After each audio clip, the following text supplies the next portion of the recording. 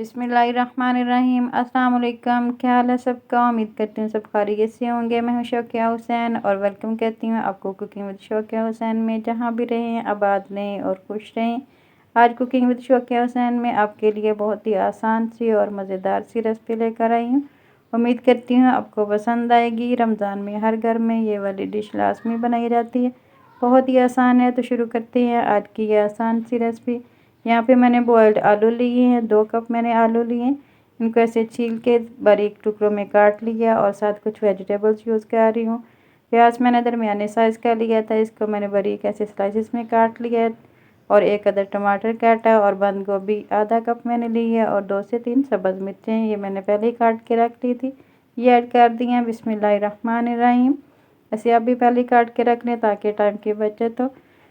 दही पकौड़ियाँ ये भी मैंने पहले सोक करके रख दी थी, ये 1.5 कप मैंने डाल दी हैं, सोक की हुई हैं। ये सारी चीज़ों को मिक्स कर लेते हैं। बहुत ही आसान है व्यूअर्स ये वाली रेसिपी। और अब मैं शामिल कर रही हूँ 500 ग्राम दही। दही को मैंने थोड़ा सा फेंट लिया था डालने से पहले। अब स्पाइसेस ऐड कर रही हूँ। चाट मसाले मैंने यहाँ पे 1 टीस्पून ऐड किया है। और ये ग्रीन चटनी है, ये भी 1 टेबलस्पून मैं इसमें डाल रही हूँ। आप अपनी मर्ज़ी के मुताबिक कम या ज़्यादा कर सकते हैं। और सबसे लास्ट पे इस पे मैं जो डाल रही हूँ वो है लाल चटनी। ये भी बहुत ही मज़े की है और बहुत ही लजीज सी ये लाल चटनी है। ये भी अपनी मर्ज़ी से कम या ज़्यादा कर सकते हैं। सारे मसाले और स्पाइसी डालने के बाद अच्छी तरह मिक्स कर लेते हैं। चाट मसाला भी आप अपनी मर्ज़ी से कम या ज़्यादा कर सकते हैं। बहुत ही आसान। बिस्मिल्लाहिर्रहमानिर्रहीम। डिश आउट करते हैं।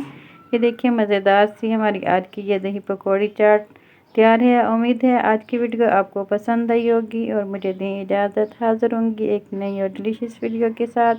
तब तक अपने माँ बाप का बहुत सा ख्याल रखें। अल्लाह ताला आप सबको दुनिया आखिरत की तमाम खुशियाँ अता फ़रमाए। अल्लाह ताला आप सबकी तमाम दीनी दुनियावी मुश्किलात को आसान फ़रमाए। आमीन सुम्मा आमीन।